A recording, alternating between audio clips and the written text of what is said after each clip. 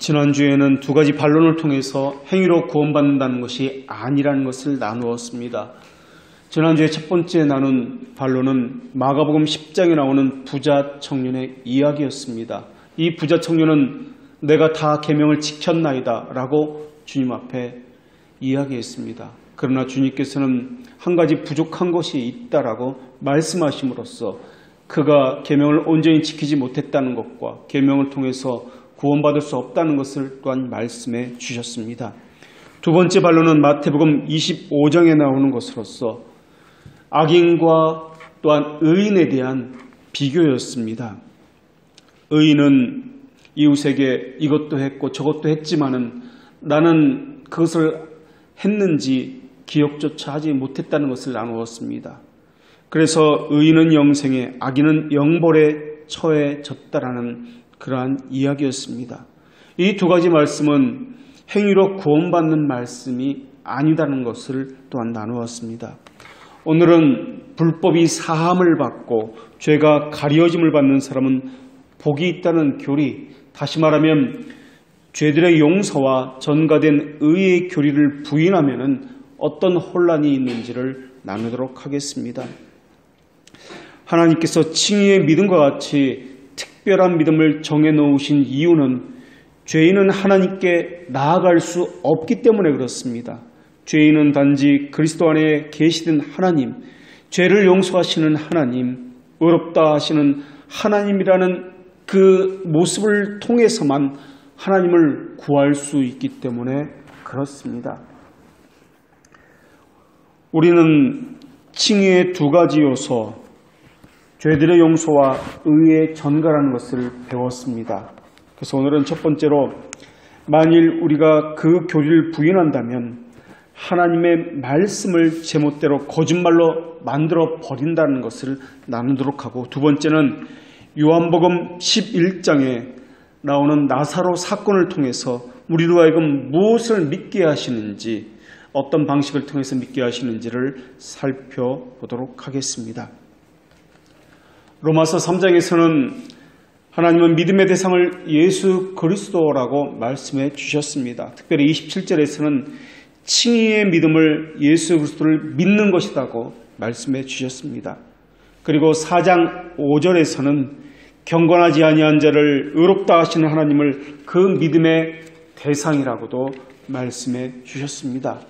그러면서 율법의 행위에 의해서가 아니라 오직 믿음에 의해서만 의롭다함을 받는다고 말씀해 주셨습니다. 이것은 믿음 외에는 다른 어떤 것으로 하나님과 화해를 이룰 수 없다는 말씀입니다. 만약 이 교리를 부인한다면 하나님의 은혜로 구원을 받는다는 성경의 가르침을 모두 부정하는 것이 될 것입니다. 인간의 행위로 구원받는 것이 아닙니다. 그것은 그 누구도 자랑하지 못하게 하기 위해서였습니다. 구원은 하나님의 선물이고 자랑하는 자는 오직 주만을 자랑해야 합니다. 만일 예수 그리스도의 의가 우리를 구원하는 유일한 원인이 아니라면 우리가 무엇을 행동을 하면은 그것은 당연히 자랑해도 좋을 것입니다. 왜냐하면 우리가 하는 그 행동이 하나님이 하시는 구원 행위에 무엇인가 조금이라도 보탬을 주었기 때문에 그렇습니다. 이 얼마나 놀라운 일입니까?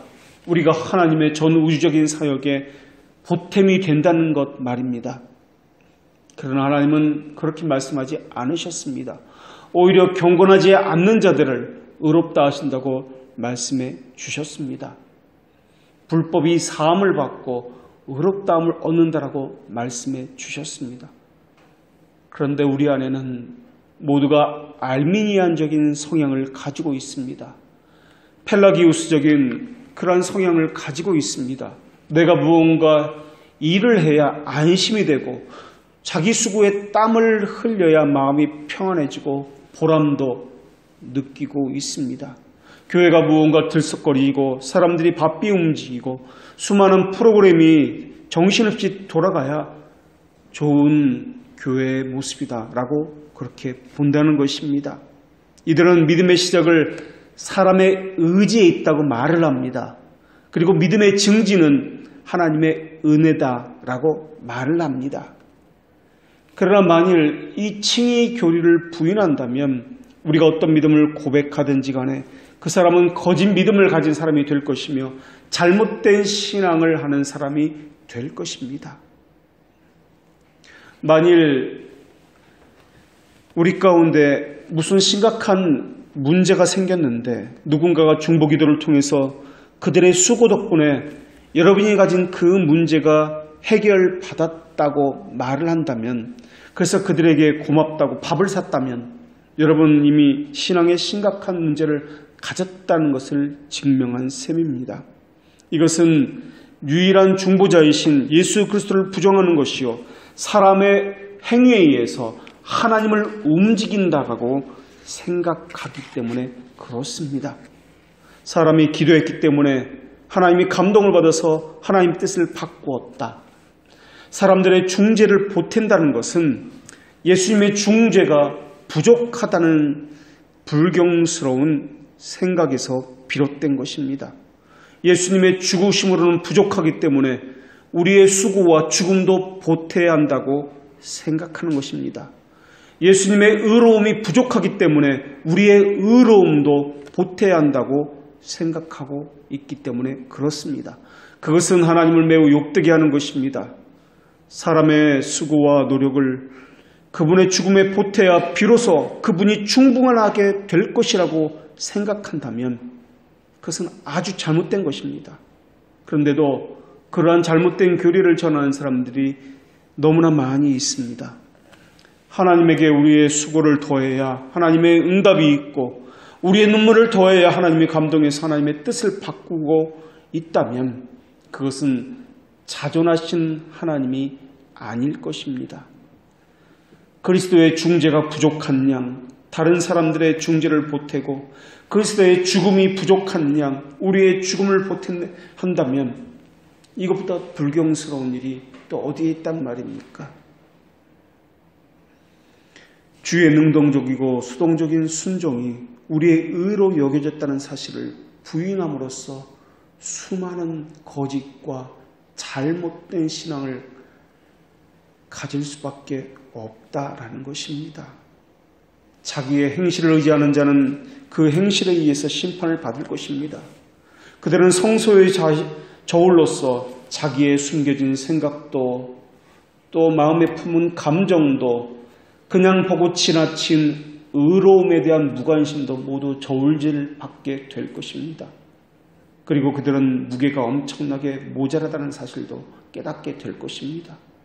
자기가 행했던 모든 행실들은 공기처럼 가볍고 아무런 무게도 나가지 않는다는 사실을 그들은 하나님의 심판대 앞에서 깨닫게 될 것입니다. 그리고 그들은 자신의 행실로서 정죄를 받게 될 것입니다. 행위로 구원받는다고 자신의 열심을 보태서 하나님의 사역에 보탬이 된다라고 생각하는 사람은 자기 자신이 바르다고 보기 때문에 그렇게 하는 것입니다. 그들은 그리스도를 떠난 자들입니다. 그들은 결국 예수 그리스도를 믿지 않는 자들입니다. 그들은 지옥 불길 속에서 가련한 심령으로 울부짖으면서 그때서야 비로소 하나님의 자비를 예수 그리스도의 의로움을 그때서야 찾을 것입니다. 영원히 흔들리지 않을 반석을 두고 무엇 때문에 지푸라기를 잡으려고 그렇게 허리를 구부리고 있는지 모르겠습니다. 더구나 사람들은 자신의 죽음이 짐승의 죽음과는 다르다고 그렇게 생각하고 있습니다. 그러나 사람은 아무리 잘해야 자신이 죽고 나면 자신의 이름이 후손들에게 기억되는 것이 전부일 것입니다. 그 기억이 가면은 얼마나 가겠습니까? 또 기억된다 해도 죽고 나면 그 기억이 무슨 소용이 있겠습니까? 물론 짐승의 죽음과 사람의 죽음은 다를 것입니다. 다르다는 것은 죽는다는 자체에서 다르다는 것이 아니라 사람의 영혼의 고귀함에서 짐승과 다르다는 점에서 다르다는 것입니다. 그래서 죽음을 말할 때는 두 가지 것을 말을 해야 합니다. 사람은 육체와 영혼이 결합될 때만 살아있다라고 말하기 때문에 그렇습니다. 육체는 죽었고 영혼만 살아있다면 그것은 사람이라고 불리지 아니하고 귀신이라고 불립니다. 육체는 있고 영혼이 없다면 그것은 사람이 아니라 시체라고 불릴 것입니다.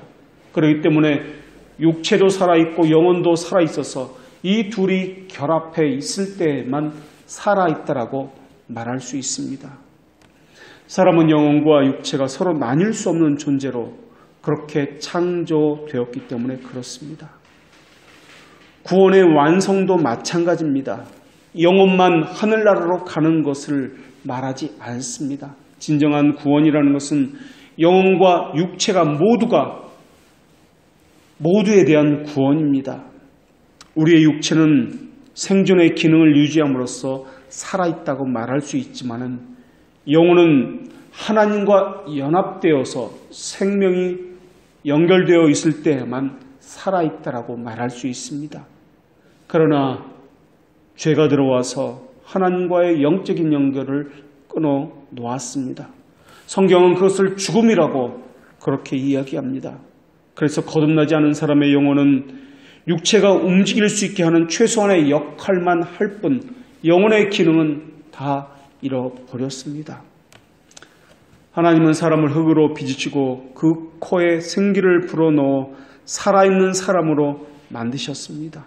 그래서 육체와 영혼이 살아있다 할 때 그것을 살아있다라고 말씀해 주신 것입니다. 그러나 영혼의 죽음은 질병이 되어서 그 징후가 인간의 영혼은 물론이고 존재와 삶에 나타나기 시작했습니다. 그것이 바로 오늘날 우리가 죄의 결과로 경험하고 있는 악과 고통들입니다. 우리는 남에게 불편과 해를 끼치는 것을 죄라고 생각하지만 그것은 죄가 아니라 악이라고 불러야 마땅합니다. 죄는 뿌리입니다. 악은 그 뿌리에서 나온 열매들, 결과물을 이야기합니다. 인간은 누가 가르쳐주지 않아도 본성적으로 악을 행함으로써 자기 안에 내재된 것은 선이 아니라 죄밖에 없음을 입증하고 있습니다. 인간이 세운 도덕이라는 것도 시대에 따라서 무너지기도 하고 새로운 것이 나타나서 다시 그 시대마다 다른 것이 세워지기도 합니다. 이것을 시대 정신이라고 이야기합니다. 선이나 죄를 판단하는 기준이 장소와 시대에 따라서 다르게 나타나기 때문에 그렇습니다. 어떤 시대에는 물질을 소유하는 것이 악이라고 생각되는 시대가 있었습니다. 그래서 물질을 다 버리고 맨발로 다니는 것을 선이라 여겼기 때문에 무소유를 실천하는 그런 시대가 있었습니다.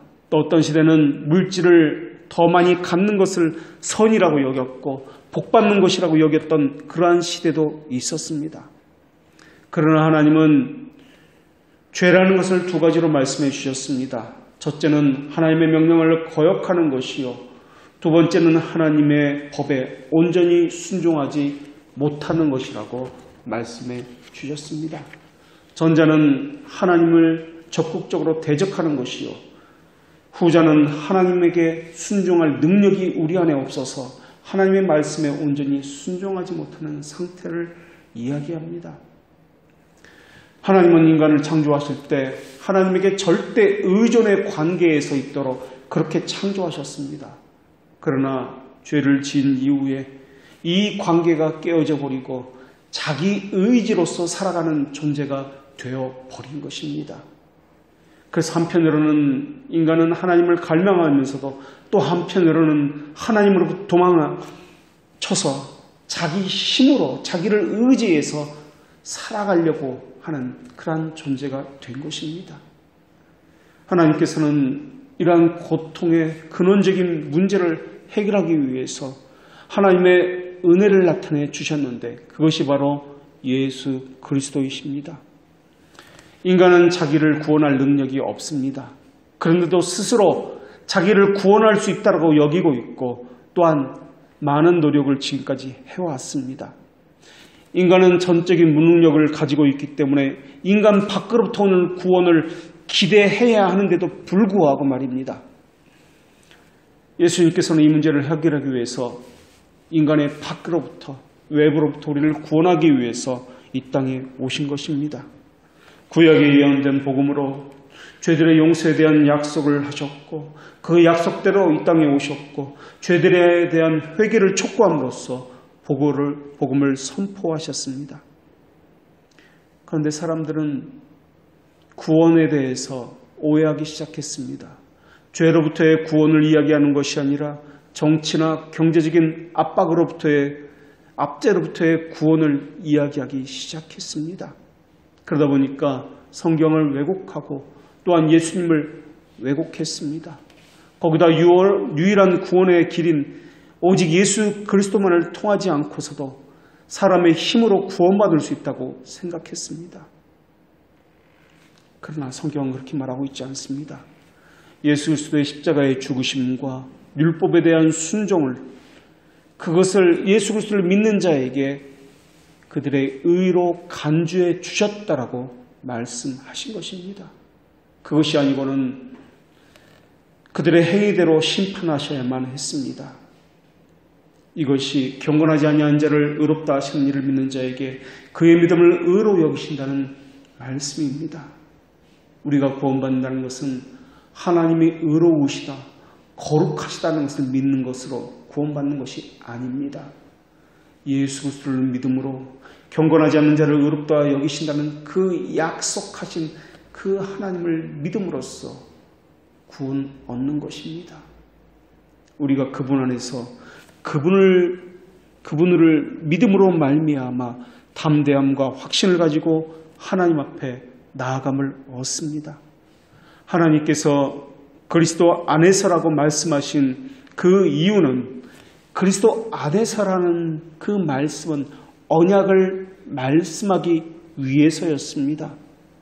이는 그리스도 없이는 우리를 받아줄 수 없다는 말씀이고 그리스도 의에서만 죄인들을 하나님 앞에 나오도록 허용하신다는 말씀입니다. 그것은 그 외의 방법은 허용하지 않는다는 말씀이기도 합니다. 그래서 그를 믿음으로라고 말씀해 주신 것입니다. 이제 여러분의 양심에 호소합니다. 믿음과 믿는다는 것이 무엇인지 갈등 속에서 연단을 받아온 여러분에게 호소합니다. 그동안 여러분에게 마음의 평안을 준 그것이 무엇이었습니까? 어쩌면 어떤 분은 내 손에 돈이 많이 있어야 마음이 편안했다고 생각하는 분도 있을 것입니다. 또 어떤 분은 내가 원하는 학교나 직업을 가져야만 마음이 편안하다고 생각했던 분도 있을 것입니다. 어떤 분은 자녀의 문제요, 어떤 분은 건강의 문제요.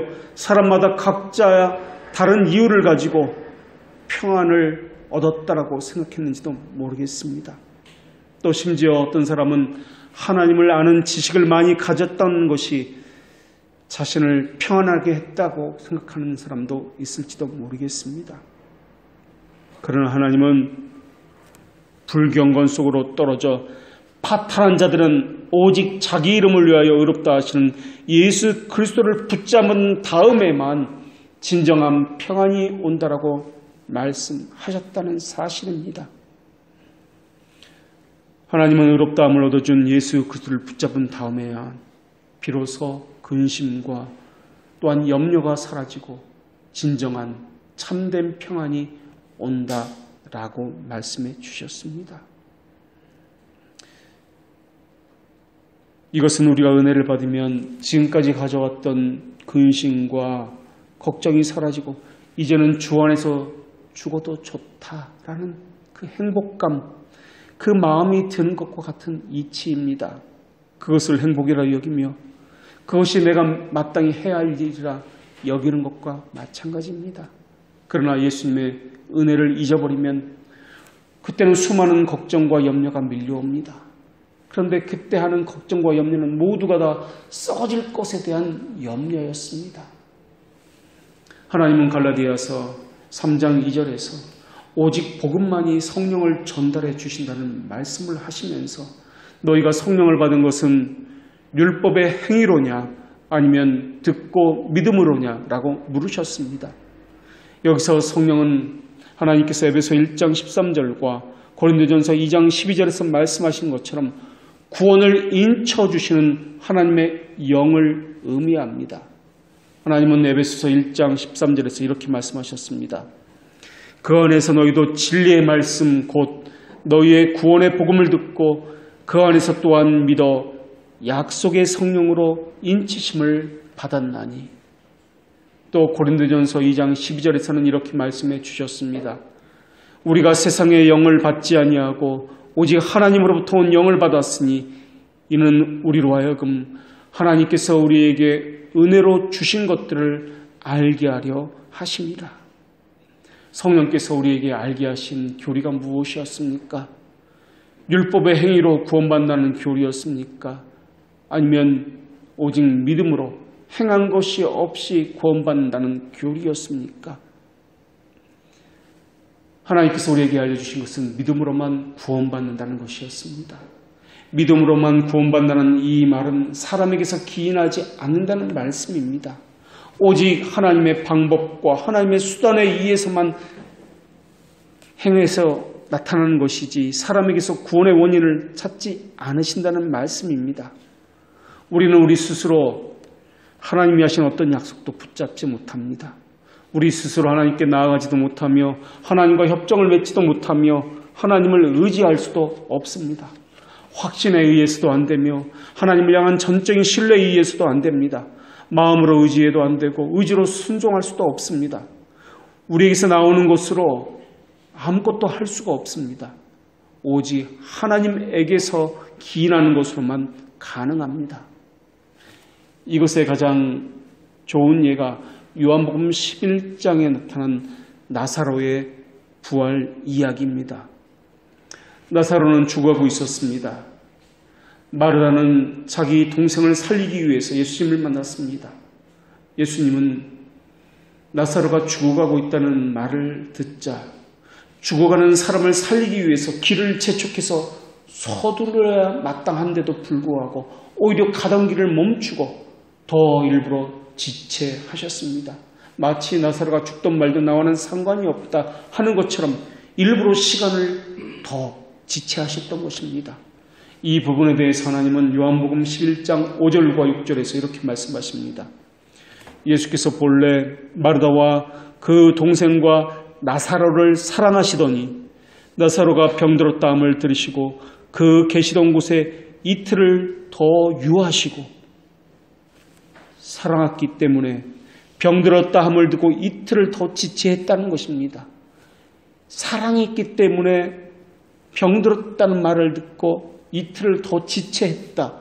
이 말이 이해가 되십니까? 아니, 예수님은 나사로가 살아나기를 바라는 마음이 전혀 없었던 것은 아닙니까? 오히려 죽기를 바라는 마음이 있었던 것은 아닙니까?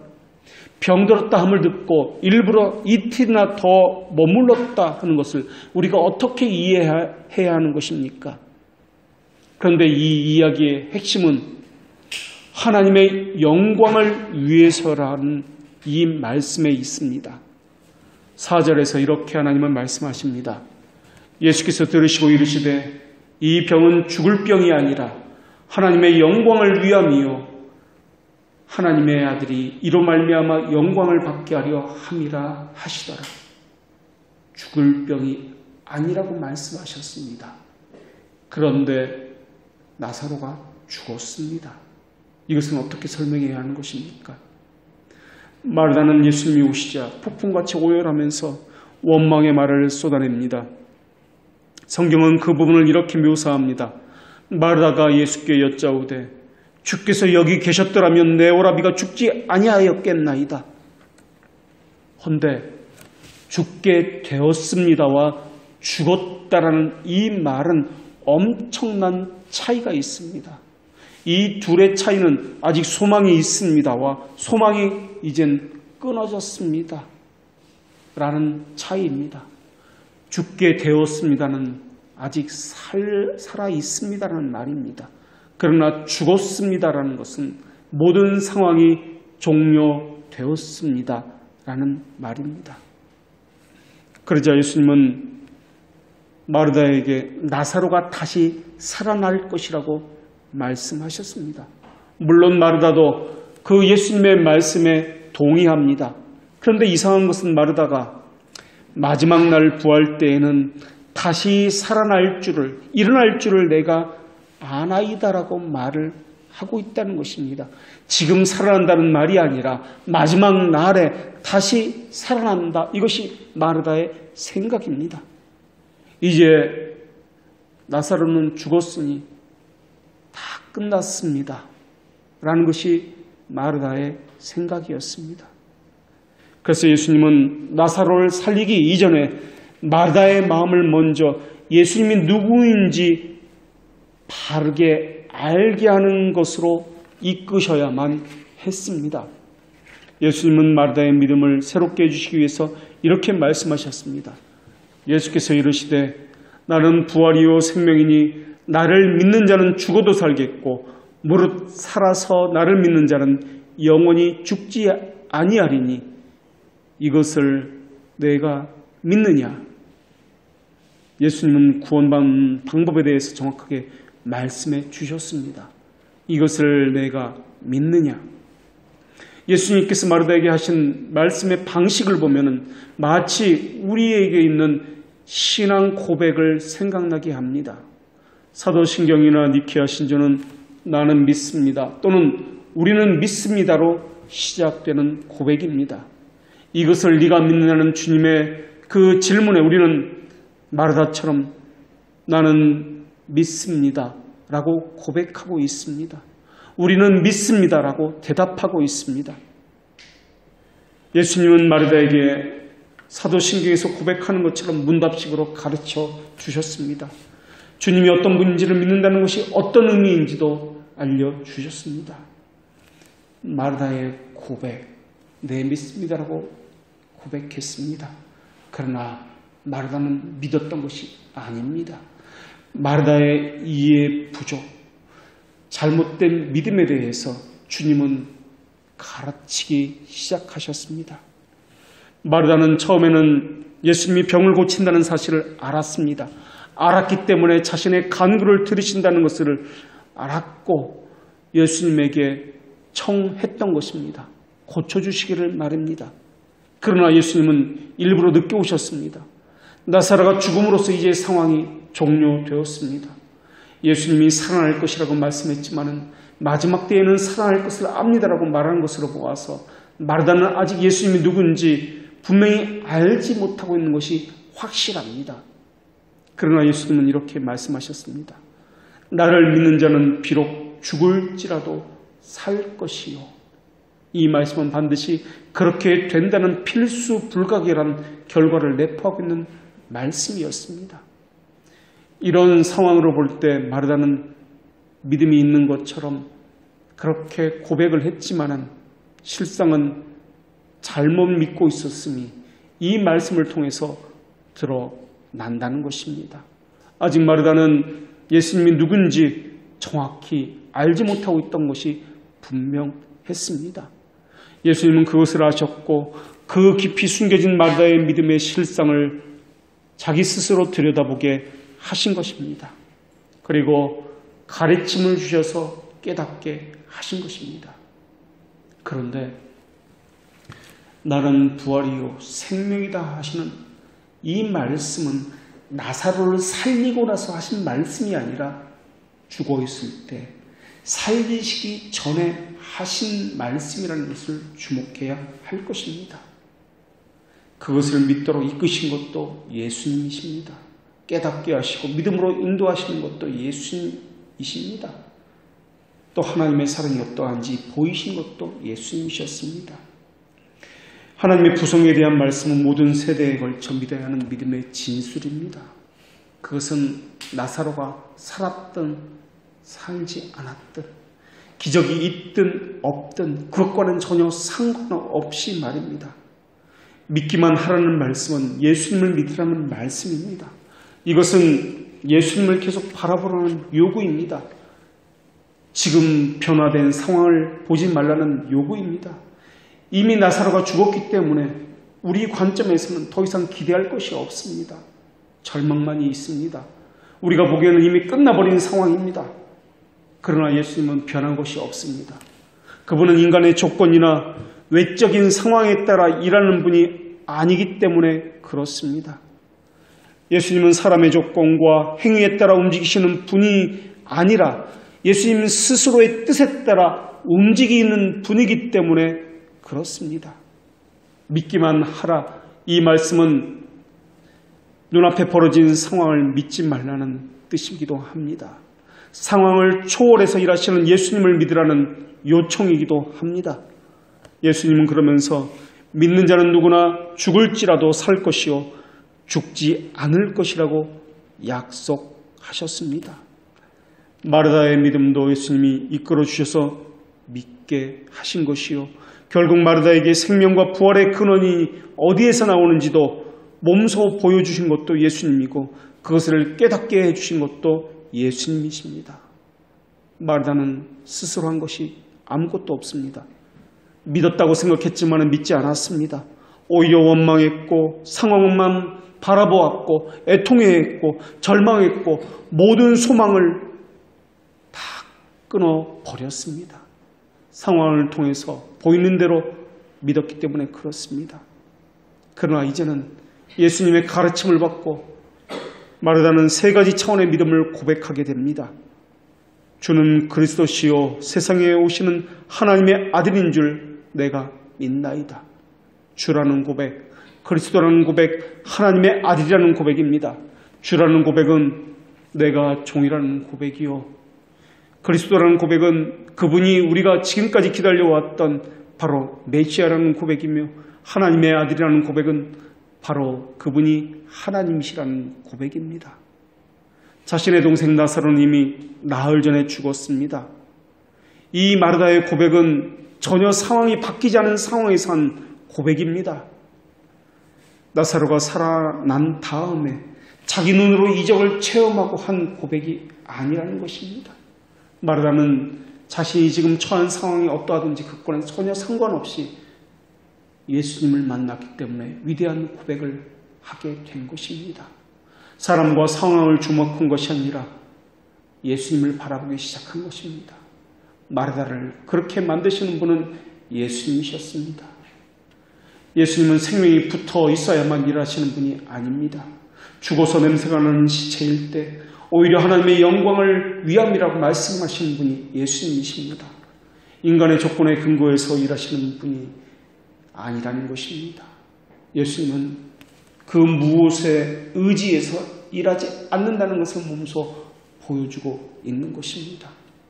그분은 상황을 계산하는 분이 아니라 모든 것을 창조하신 분이십니다. 우리는 상황에 따라 움직이지만 그분은 그런 것을 고치시는 분이십니다. 그리고 상황에 따라 변하는 믿음을 잘못된 것이라고 말씀해 주시는 분이십니다. 그러니 내 속에 하나님을 가두어 놓고 판단하지 마십시오. 내 지식 속에 가두어 놓고 하나님의 지혜를 판단해선 안 될 것입니다. 또 죽은 나사로는 주께서 살아나라고 말씀하신 것을 들었기 때문에 살아난 것이 아니라는 것을 기억해야 할 것입니다. 죽은 나사로는 주님이 일어나라고 하셨기에 일어난 것이고 살아 움직이라 하셨기에 살아난 것입니다. 사람들은 마른 뼈에 불과한 사람이 하나님의 말씀하신 것을 듣고 살아났다고 생각합니다. 또 어떤 교회는 죽은 나사로가 예수님이 말씀하신 것을 듣고 일어났다고 가르치기도 합니다. 그래서 그들은 죽은 자들에게 움직여라, 입을 벌리라, 꿈을 꾸라, 행하라고 말하고 있습니다. 죽은 자들이 움직일 수 있다고 그들은 생각하기 때문에 그렇습니다. 거듭나지 않은 자들도 움직일 수 있고 행할 수 있다라고 이야기하기 때문에 그렇습니다. 그러나 절대 그럴 수 없습니다. 그들은 들판에 뒹구는 마른 뼈와 같은 자들입니다.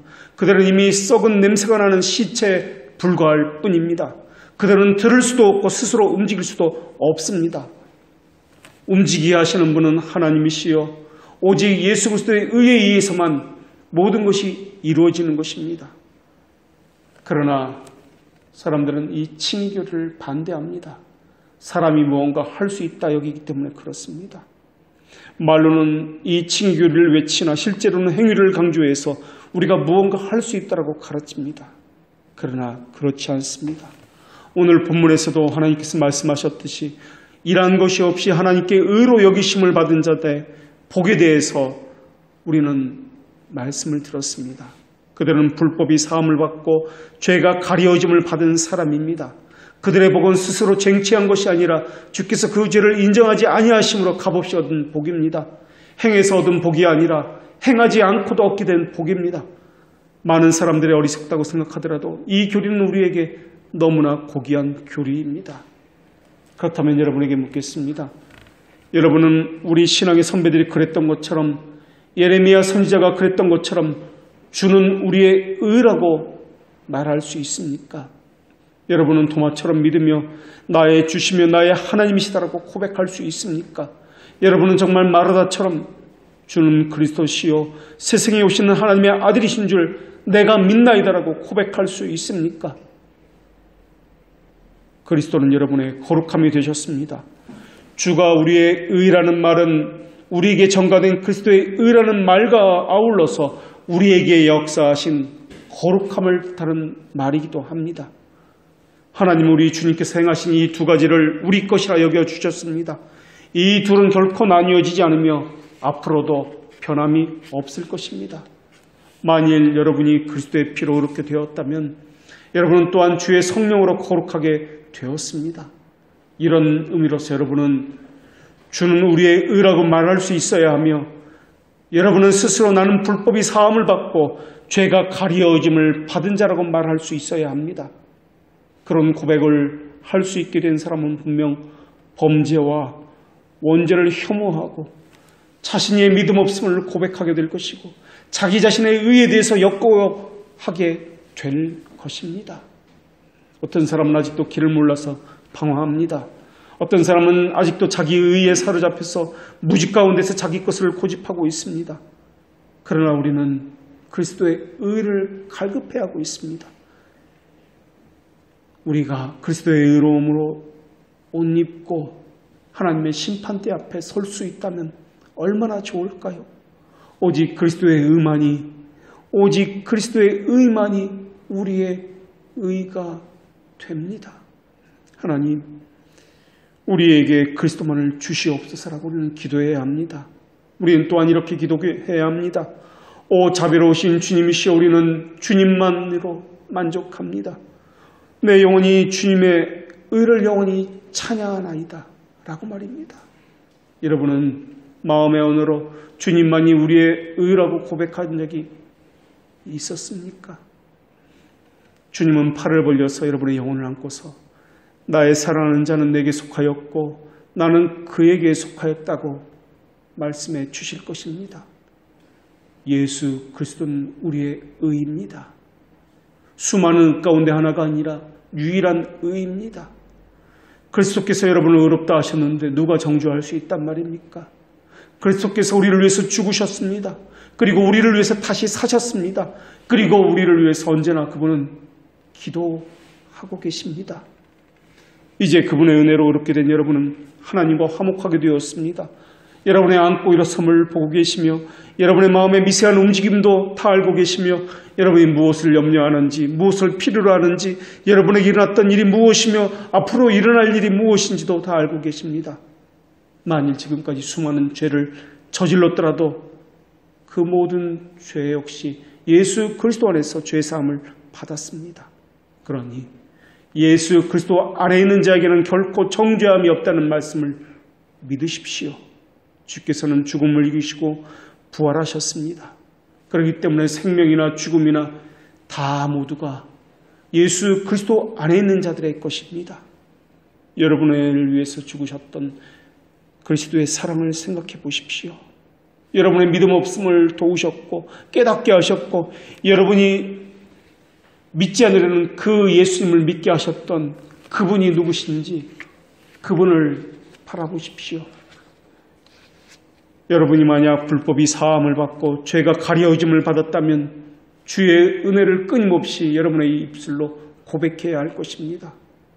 앉았을 때나 일어설 때나 일터에 나갈 때나 학교에서나 집에 들어올 때나 그분의 의를 사랑하는 것이 마땅할 것이며 또한 입술로 고백함이 마땅할 것입니다. 그 은혜의 큼을 생각하며 그 은혜를 주신 분도 생각해 보십시오. 그리스도께서 다시 이 땅에 오실 때 우리가 선한 양심을 계속해서 소유할 수 있도록 우리는 기도해야 할 것입니다. 세상 사람들을 향해서는 주가 우리의 유일한 의요, 우리는 하늘에서 주의 놀라운 그 사랑을 배울 날을 기다리고 있다는 사실을 알려야 할 것입니다. 우리를 부르신 이가 거룩하십니다. 우리도 거룩하게 되는 법을 배워야 합니다. 그분의 피로 양심을 씻고 거룩하게 되십시오. 오직 우리 주 예수 그리스도의 은혜와 지식으로 날마다 자라가십시오. 우리를 위해서 죽으신 분의 그 사랑을 생각해 보십시오. 많이 용서받았으니 우리도 많이 사랑해야 하는 것이 마땅한 것 아닙니까? 이것이 우리를 향하신 하나님의 뜻입니다. 기도하겠습니다.